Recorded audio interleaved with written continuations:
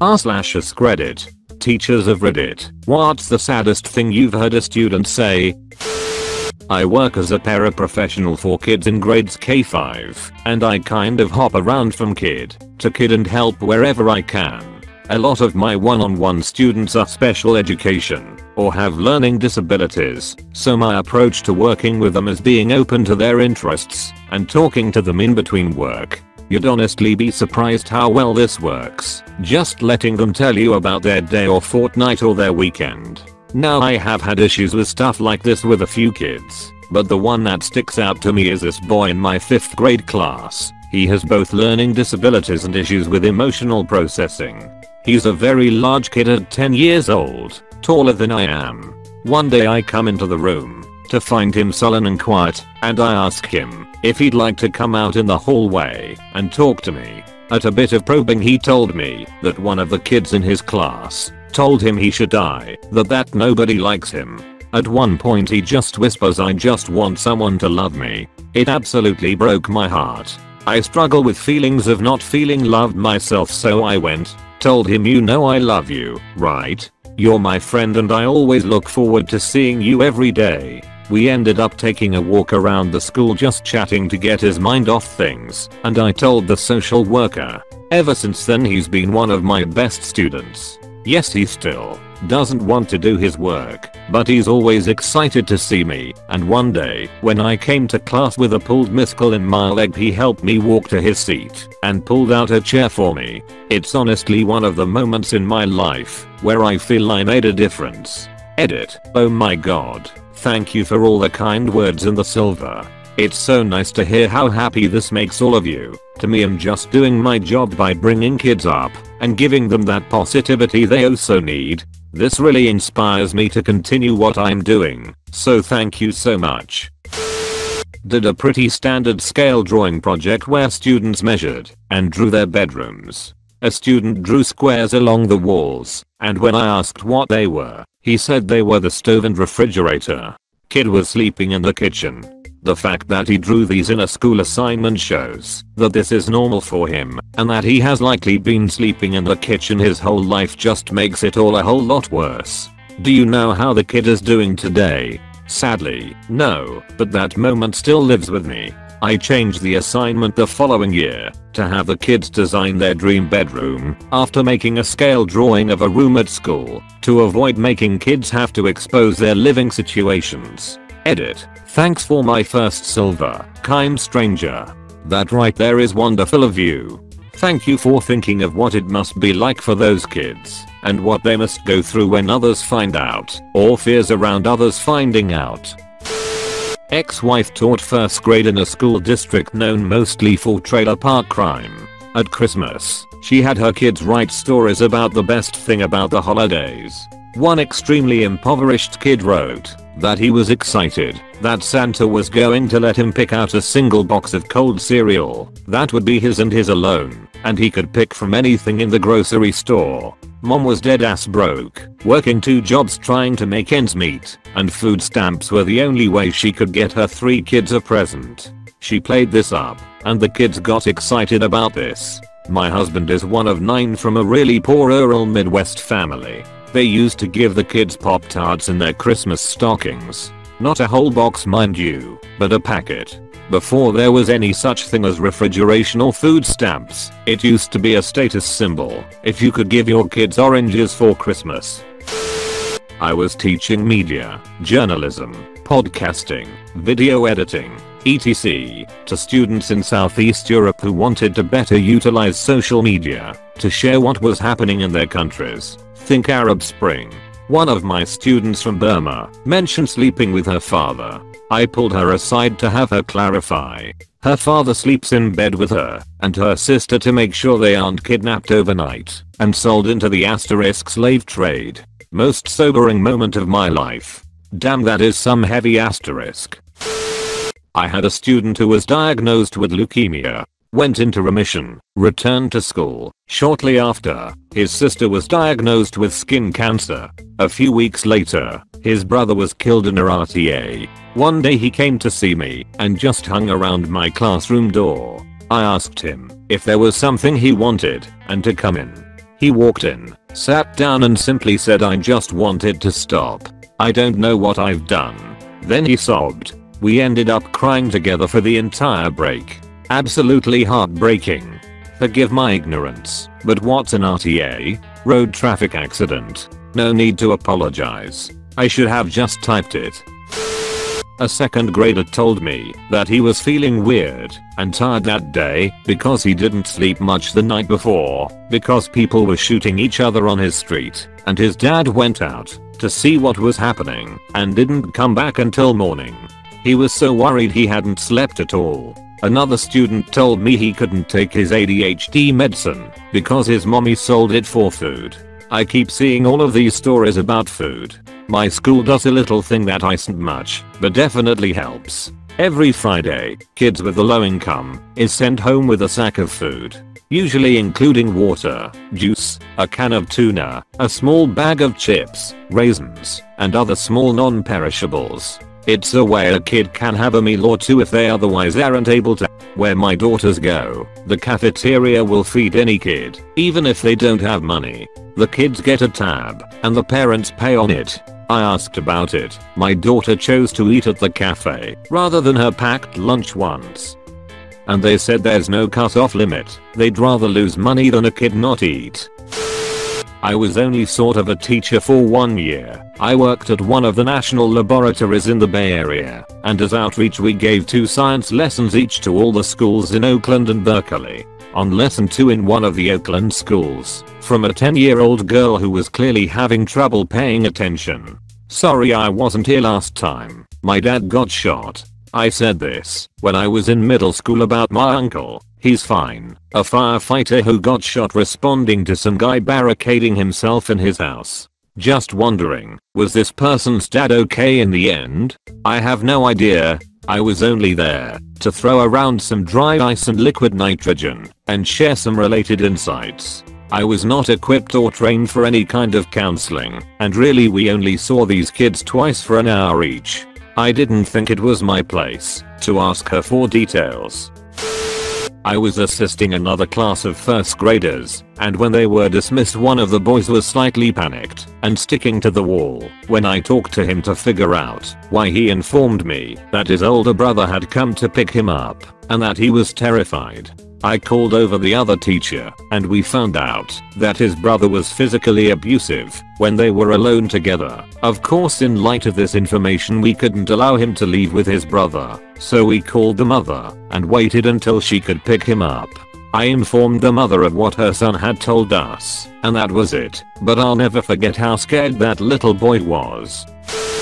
Many years ago I was teaching in a private school for children with emotional impairment and behavioral difficulties. I had a 6-year-old boy in class that had an upcoming court date about his rape by his mother's boyfriend. The rape happened when he was 4 years old. He looked at me with intensity and asked, "Do you think that the judge would let go into rapist's cell and beat him up? I'm so much bigger now, and I have been practicing. Oh, and after, could I live with you? Because my mom wants to live with him when he gets out of jail and I won't be able to live there anymore."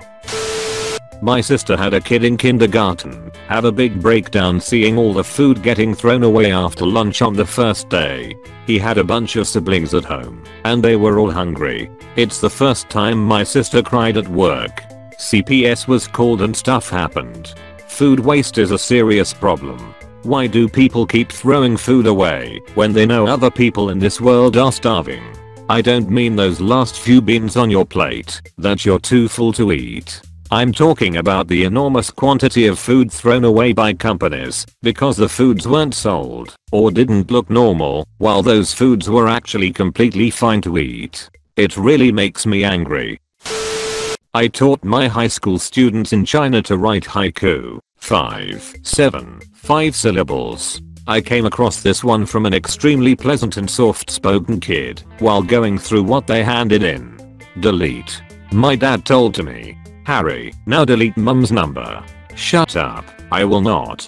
Harry, class 3A. Edit. Thank you extremely intelligent humans for pointing out the second line is 8 syllables. I'm fully aware. This is what he wrote and came from his here in mind, and that's what makes it special. Many of the haiku I got back that were full of mistakes were the most powerful / clever / hilarious. Also, you'd be surprised how hard it is to learn how to break down syllables coming from Chinese especially. It might help to know that 1. Each character in Chinese essentially boils down to one syllable when pronounced, but the way kids learn at a young age to form the sounds breaks them down into either 2 or 3 parts that string together in different ways. 2. In Chinese poetry, since each character is one sound and takes up an equal amount of space and rhythm, just the concept of words of different lengths having all sorts of variety in number of syllables throws them off from the start. 3. Harry had literally learned what a syllable was like 3 days before he wrote this. I'm a *ing idiot. The young man had just received his scores on his act. They weren't good, and he felt his dream of being a police officer were over. The kid is 17. Just go his life rammed by a stupid ass test. It makes my blood boil how much stock we put into the damn test. He's a joy to have in class. Spent all of his lunches with me going over content he didn't understand. Is well liked. Works 40 hours a week. Is a productive member of society. And is just an overall good kid. And a damn test says he's not good enough. I can relate. Straight as through high school. I took the *ing test 3 times. First 2 times my parents enrolled me to those ACT classes. I got a score of 20. They switched me to a private tutor. Again I study my ass off. If I wasn't working on schoolwork it was something with the ACT. My last score was 21. I was still able to get into a college. But I'm pretty sure it took me out of the running of the schools I really wanted to go to. I'm looking into going into grad school and purposely looking for schools that don't need a GRE score to get in.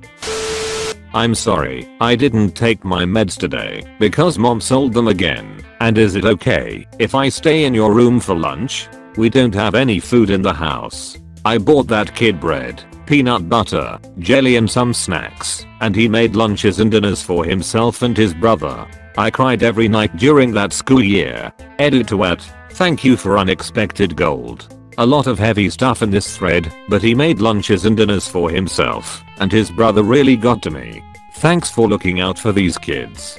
His brother was in the grade below him, in the same school, and they were both of an age where you wouldn't typically expect kids to look out for each other, but they did. On Fridays he'd take the rest of the stuff home, so that they had food for the weekend. This was maybe 15 years ago, and I can remember that so vividly. Damn. He broke my heart. He was such a good kid.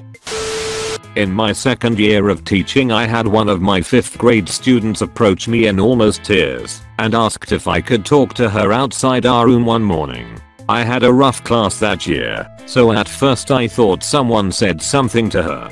Then she broke down and told me her stepfather had been *QALLY abusing her for a while and threatened to kill her, her mom and her baby brother if she told. I don't know what made her finally ready to tell someone, but I was so happy she did. The worst part though was trying to get her help right then. I remember trying to get our social worker, but she was out of the building, so I ran to my principal's office. I couldn't get in because there was a group of teachers arguing and being catty to each other because one girl got a baby shower thrown by our superintendent and the other one didn't. So they had been saying things behind each other's backs, and it was just dumbass drama. I was furious. I had a child who was having serious issues and they were concerned about a baby shower, and who was the favorite. I'll never forget that. Fast forward to last year and I went to the middle school and saw her. She ran up to me screaming and crying, and gave me the biggest and best hug I have ever received. She's doing great now. I have 2 from the same open university in an economically depressed area. With tears, can I please turn in my paper next week instead of next class because my brother just got convicted and they are asking for the death penalty. Poor kid. That's a asterisk of a lot to handle at 18. This was an essay on the topic of why are you here? The student, an older woman in a freshman comp class, wrote that she'd had her kids at a young age, and now that they were grown, she wanted to show them that she could still make something of herself. And even though her husband told her that he would leave her if she went to college, she came anyway. Thank God it was a diagnostic essay, because how the asterisk would you grade that? I just wanted to cheer and hug her.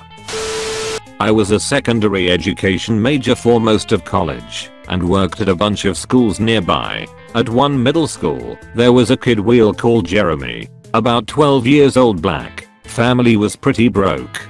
Smart kid, worked pretty hard, and took good notes. He was never involved in any of the problems around the school and never got in trouble for anything more than missing an assignment or two. Good dude. We were talking about their plans for the future, and Jeremy mentioned he probably wouldn't be able to go to college, but that was okay. He'd try to find a job before leaving high school. And when I go to jail, I hope it'll only be for a few years, so I can get back to work. Not if. When.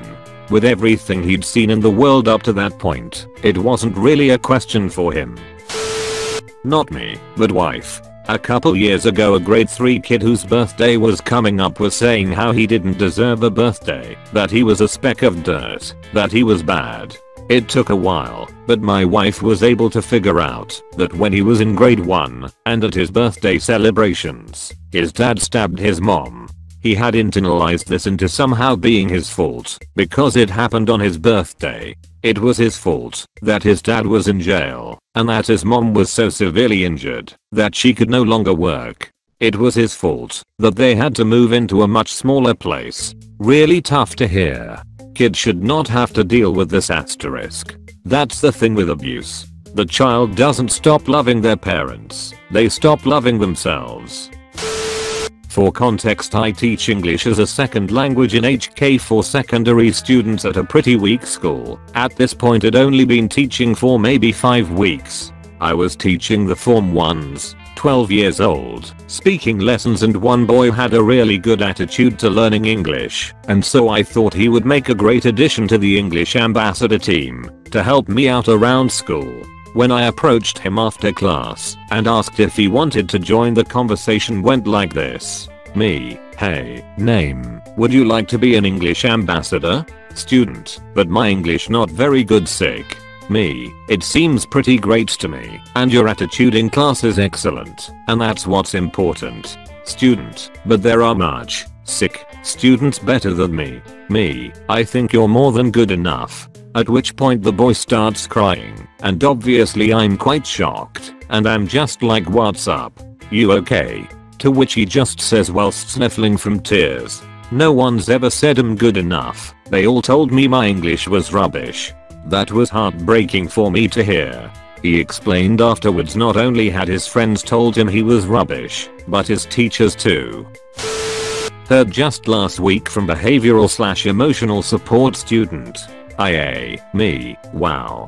That's a pretty good score. Great job. Student, yeah, but I got % wrong. Mom's not gonna be happy about that. IA, but this is honestly a good score for you. It's over half. Student, I know. But whenever I tell her I got like 20 out of 30, my mom always says, but you still got 10 wrong. And I'm like, screaming in my head, why can't you be happy for me for finally getting a good grade? IA, heartbreaking. Well, if she won't say it, I will. This is an awesome score for you. I mean, this is a brand new concept the teacher just introduced today, and you rocked out this score after only hearing it once. You did rockin' awesome. The little smile they gave at that. Ugh, just killed me. This kind of stuff really asterisk-s people up. My girlfriend had some really asterisk-ty parents a bit like this. She will get 95% in a test at university and she will beat herself up about getting the 5% wrong. I feel like I can hear her parents' voices when she does it. It's hard to convince people otherwise when it's been so ingrained from a young age. This happened to me, and I know it killed my teacher because he was one of my former coaches and he came to my house to apologize for it. My dad died my senior year of high school and I missed a few weeks due to the death. Doing anything was a task, let alone school, but apparently he didn't get the notification. When I came back to class he said, "Hey Krampus, where have you been? Who died?" Kind of half-heartedly, and apparently I just had this sad emotionless look on my face and said my dad and left the class. He chased me down the hall and talked to me for a while, apologized over and over again, and I accepted because I knew he meant no harm at all by the ill will joke. He was nearly in tears because he coached me for a couple of years and knew my family too. He came to my house that weekend and offered to take me out and try to have some fun with his family, which his brother was my age too. I miss that teacher. He was and still is a great man with an ill-advised dark joke. Yikes, he really chose the wrong word at the wrong time. He seems like a good guy with his heart in the right place, but damn, that must have been a wake-up call for him. Hope you are doing better now, my friend. I've been an ESL teacher online for Japanese people of all ages for around 6 to 7 years or so. I had a favorite student. Sweet, nice older gentleman. Loves to talk about his favorite anime shows with me to practice his English, and likes to ask about what I drew during the week. I'm an illustrator. One day, he contacted me out of class hours, which was against the company's rules, and left me a message with the context of, *, dear teacher, I always look forward to our classes and I have been very happy whenever we talk. I know you've become more popular and other students have requested for your classes, so we cannot talk as often as we used to. I know I'm only one of the many people you teach English to, but you have been so kind to me during our classes and I feel like we have become friends. I'm afraid to say that I will no longer be taking your classes anymore as I'm contemplating suicide.